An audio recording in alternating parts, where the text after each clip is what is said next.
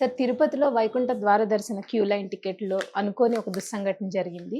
అయితే దాని గురించి గరికపాటి గారి వీడియో ఒకటి వైరల్ అవుతుంది సార్. ఆయన ఎప్పుడో మాట్లాడిన వీడియో ఒకటి వైరల్ అవుతుంది. అసలు ఆ వీడియోలో ఆయన ఏం ప్రస్తావించారు సార్? గరికపాటి వీడియో చాలా వైరల్ అవుతుంది. నేను ఇంతకుముందు చూడలేదు గానీ ఇప్పుడు చూశాను. హ్మ్. ఆయన చాలా బాగా చెప్పారండి. ఆయన ఏం చెప్తున్నారంటే, అసలు ఈ ఏకాదశులేంటి, ఈ ద్వాదశులేంటి, దీనికి గుంపుగా వెళ్ళిపోవడం ఏంటి? ఆ రోజే చూడాలనా దైవ దర్శనం? ఇంట్లో నువ్వు పూజించుకోకూడదా? అక్కడికెళ్ళి ఆ గుంపుల్లో నిలబడి, ఆ క్యూలో నిలబడి చూడాలనా? ఏం పిచ్చిది అని ఆయన విమర్శిస్తున్నారు. హ్మ్. అది వాస్తవమే. ఎందుకంటే మనకి ఒకప్పుడు ఇలాగ ఇంత గుంపులు ఉండేది గాదు. అవును సార్. మామూలుగా గూడా మనకేందంటే కొన్ని రకాల స్పెషల్ డేస్ ఉంటాయి. హ్మ్. హిందూ క్యాలెండర్‌లో అన్ని మతాల్లో ఉంటాయి. మనం దీని గురించి మాట్లాడుకుంటున్నాం గాబట్టి ఇది అవును మాట్లాడుతున్నాం సార్. గానీ, హ్మ్. మిగతా మక్కాలో గూడా ఆ మధ్య విపరీతంగా చనిపోయారు. హ్మ్. అన్ని మతాలలోనూ ఈ మౌఢ్యమైన అంశాలు కొన్ని ఉంటాయి. హ్మ్. దీనికి భక్తికి సంబంధించినయి. అంటే భక్తుల్లో రకరకాలుగా ఉంటాయి. మామూలుగా అయితే భగవంతుడు నిరాకారుడు, నిర్గుణుడు ఇలాంటివన్నీ చెప్తాం. రెండోది మనం అనేక సార్లు చెప్పుకుంటుంటాం ప్రహ్లాదుడి చరిత్ర. దేవుడు ఎక్కడంటే ఎక్కడ లేడు హ్మ్. హ్మ్. అనేది ఇందొందు అదేదో ఉంది. ఇందుకలడనందు సందేహము లేదు ఇందగలడని వలదు. అవును సార్. చదువుకున్నాం. అవును. కానీ మళ్ళీ మనం పలాని ప్లేస్‌కెళ్ళి చూడాలి, అక్కడే చూడాలి, ఈ టైంలో చూడాలి, మళ్ళీ దగ్గరగా చూడాలి, ఎక్కువ సేపు చూడాలి. అవును ఏంట్రా సార్. మీ గోల అనిపిస్తుంది మాలాంటోళ్ళకి. హ్మ్. సరే అది ఓకే. భక్తి అర్థం చేసుకోవచ్చు. కానీ దీనివల్ల ప్రాణాలు పోతున్నాయి. ఎంత హింస మామూలుగా అయితే. సో, నిన్న విజువల్స్ చూస్తుంటే క ఎవరికైనా అవును సార్. నిజంగా. కన్నీళ్ళొచ్చే హ్మ్. విజువల్స్ వాళ్ళు సుబ్బారాయుడు భార్య ఆమె ఏడుస్తూ నన్ను గూడా తీసుకెళ్ళిపోండి, నన్ను గూడా చంపేయండి అని అవును ఏడుస్తుంది. సార్. ఇంకొక ఆమె శాంతి భర్త మాట్లాడుతున్నాడు. వాళ్ళందరి విజువల్స్ చూస్తే హ్మ్. చాలా బాధేస్తుంది. హ్మ్. వాళ్ళ కూర్చోండే విజువల్స్ నాకెప్పుడు పోయినా ఇదే ఎందుకు ఇంత దీనంగా వీళ్ళు పాపం ఇంత కష్టాలు పడి చాలా ముసలి వాళ్ళు కష్టాలు ఏజ్ సరిగ్గా లేనోళ్ళు వాళ్ళందరూ గూడా వచ్చుంటారు. అంటే ప్రతి ఒక్కరికి మనకి ఏదో వీళ్ళకి ఉద్యోగం లేదనో, ఆరోగ్యం బాలేదనో, ఇంట్లో అవును సమస్యలో సార్. ఇవి ఉంటాయి. ఏవో రెండోది సమస్యలు. లేదు ముసలోళ్ళయినాక వచ్చే జన్మలో కర్మ సిద్ధాంతం మనకుంటది హ్మ్. గదా! నేను స్వర్గానికెళ్ళాలి, నాకు మంచి ఇదివ్వు, ముక్తి ప్రసాదించు ఇట్లాంటివేవో వీళ్ళకుంటాయి. ఇదంతా మంచిదే. కానీ ఏమవుతుందంటే లాజిస్టికల్ ప్రాబ్లమ్స్ లక్షల మందొస్తే మనం ఎవరినో నిందించేయడం పోలీసులదో తప్పనో ఇంకోటో గానీ, హ్మ్. జనం గూడా అలా వెళ్ళాలి. ఇప్పుడు ఇక్కడే తీసుకోండి. 9వ తేదీ మార్నింగ్ 5 గంటలకు టికెట్లు ఇస్తామని ప్రకటించారు. హ్మ్. 90 కౌంటర్లు పెట్టారు. 8 సెంటర్లు పెట్టి 90 కౌంటర్లు పెట్టారు. అవన్నీ కూడా ఆర్గనైజ్ చేశారు. ఏది ఆ క్యూ లైన్‌లు అవును అవన్నీ సార్. గూడా నీట్‌గానే ఆర్గనైజ్ చేశారు. అవన్నీ చేశారు. వీళ్ళేందండి ముందు రోజు మార్నింగ్ 10కి ఎందుకెళ్ళాలండి ఆ హ్మ్. ప్లేస్‌కి? Correct sir. అవును. 10కి ఎందుకెళ్ళాలి? అంటే అంటే ఎక్కడ మనకి మేమే మిస్ అయిపోతుందో, మేమే మేము ఫస్ట్ ముందుండాలా? చూసేసుకోవాలి. మేమే ఈ ఫస్ట్ దర్శనం ఈ చేసుకోవాలనే ధోరణి ఒక ప్రతి దగ్గర మనకి ఇంతకుముందు కూడా రైల్వేల్లో క్యూలు అవును సార్. చాలామంది క్యూలో నిలబడరు. వాడేదో ఆ! దర్జాగా ఇలా పోతుంటారు. పక్క నుంచి మనకి వెళ్ళిపోవడం. ఈ పిచ్చి ఎక్కువండి.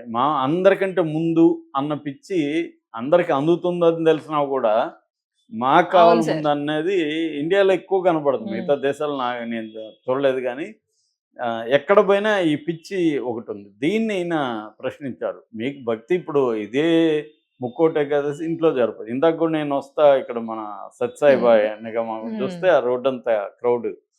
ఎందుకంటే అదేదో ఇంట్లో పూజించుకోవచ్చు కదా! ఇక్కడికొస్తేనేనా అంటే చిన్న అడ్వెంచర్ కావాలి జనాలకి.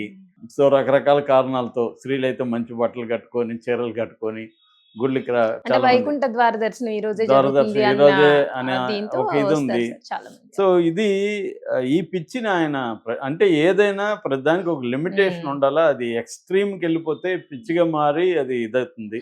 ఇప్పుడు అక్కడ గూడా అంతే. వాళ్ళు నిజానికి పోలీసులు చెప్తున్న దాని ప్రకారం ఒక మహిళకు అస్వస్థత అయితే తీసుకెళ్ళాలి. చిన్న గేట్ ఓపెన్ చేస్తే తెరుచుకోలేదు. హ్మ్. పెద్ద గేట్ ఓపెన్ చేయాలి. వాళ్ళు ఊహించలేదు. అదే పరుగులే సార్. అవును. వీళ్ళకి హ్మ్. ఆల్రెడీ చెప్పాడు. 12 గంటల వరకు అర్ధరాత్రి 12 గంటల వరకు మీకు టికెట్లు ఇవ్వమని టికెట్లుండవు. చెప్పినాక హ్మ్. హ్మ్. వీళ్ళు సైలెంట్‌గా ఉండాలి గదా! కానీ వాళ్ళ పాయింట్ ఆఫ్ వ్యూ నుంచి చూస్తే మార్నింగ్ నుంచి వాళ్ళు అక్కడ కూర్చున్నారు. హ్మ్. నీళ్లు లేవు, భోజనం లేదు. అలసిపోయున్నారు. టికెట్లు ఇస్తున్నారు అనేసరికి వాళ్ళు పరుగులెత్తారు. సో, ఇది అంటే ఫస్ట్ ఎవరు క్యూలో ఇదే సిస్టమే రాంగ్ ఇక్కడ. దీనికి టోకన్ ఇచ్చేదే అందరికీ హ్మ్. టోకన్ వారీగా ఇస్తామని. మళ్ళీ టోకన్లప్పుడే చనిపోవడం అనేది చాలా తీవ్రమైనది. ఇది అన్నిందరికి వర్తిస్తది. ఈయన భక్తి గురించి చెప్తున్నాడు కాబట్టి చెప్పాడు. కానీ నిజానికి ఇప్పుడు రాజకీయ సభలలో కూడా ఆ మధ్య చంద్రబాబుది కందుకూరులో చనిపోయారు, గుంటూరులో చనిపోయారు.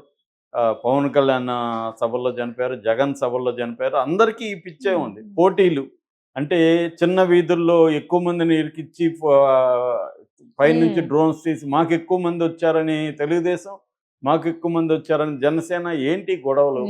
ఇప్పుడు అమెరికా లాంటి సిస్టమ్ అయితే అవేముండవు. ఎక్కడో ఒక హాల్ బుక్ చేసుకొని ఇద్దరు వాదులాడుకుంటారు, కొంతమంది ఉంటారు.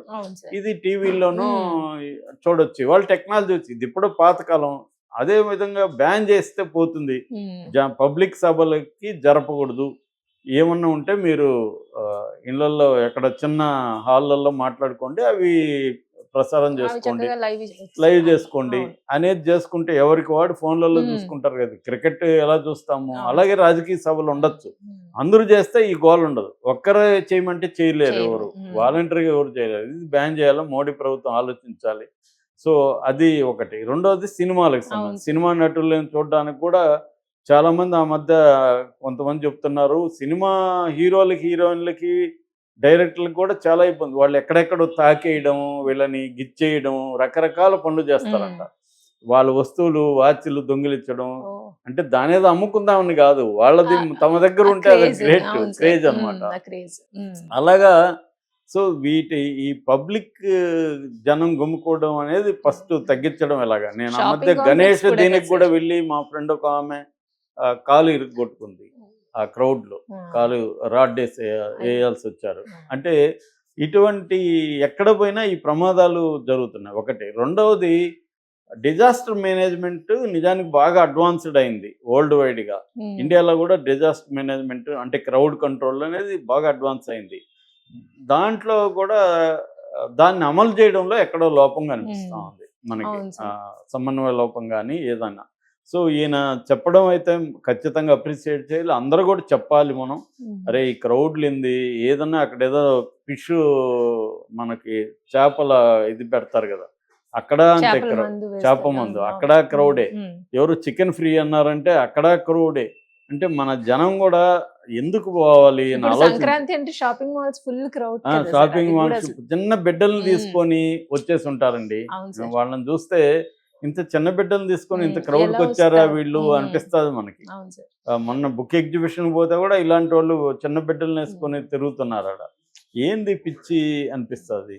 సో జనం ఏం చెప్పినట్టుగా ఏకాదశో ఇంకొకటో అని చెప్పి పరుగులెత్తాల్సిన అవసరం లేదు. నిజంగా హిందూ మత సారాన్ని నమ్మితే, సారం అనేది ఏం చెప్తుంది, బేసిక్గా దేవుడు నిర్గుణుడు, నిరాకారుడు, ఎక్కడంటే అక్కడ ఉంటాడు, నీలో ఉంటాడు, నాలో ఉంటాడు అని చెప్పినప్పుడు సపరేట్గా ఎక్కడో పోయి ఆ రోజు కొబ్బరికాయ కొట్టేస్తేనే దేవుడు అనే దీన్ని ఈ వేలం వేర్రు అంటారు కదా, దీన్ని తగ్గించుకోవాలి. ఈయన ఆ విషయంలో నేను మొన్న కూడా ఆయన వీడియోలు చెప్పాను. ఆ విషయంలో ఈయన ఎంతో మూఢనమ్మకాలని ఈయన ప్రోత్సహించాడు గరికపాటి.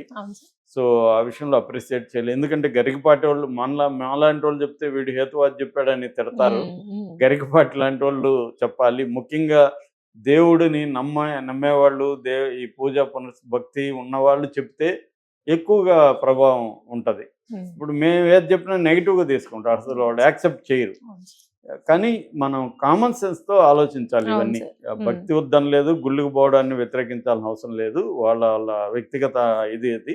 కానీ ఇట్లాంటి గుంపులు రేపు ఇప్పుడు మహాకుంభ జరుపుతుంది, మరి ఎన్ని ఏర్పాట్లు బాగానే చేస్తున్నట్టుగానే మనకు తెలుస్తుంది. కానీ ఎన్ని జరిగినా జరుగుతాయండి ఖచ్చితంగా. ఎందుకంటే జనాన్ని వీళ్ళు అనుకునే దానికంటే ఎక్కువ వస్తారు జనాలు. సమ్మక్క సారక్క అప్పుడు కూడా జరిగింది.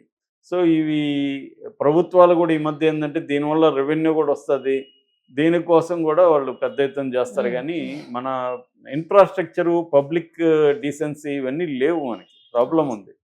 సో అందువల్ల ఇవి జరుగుతుంటాయి.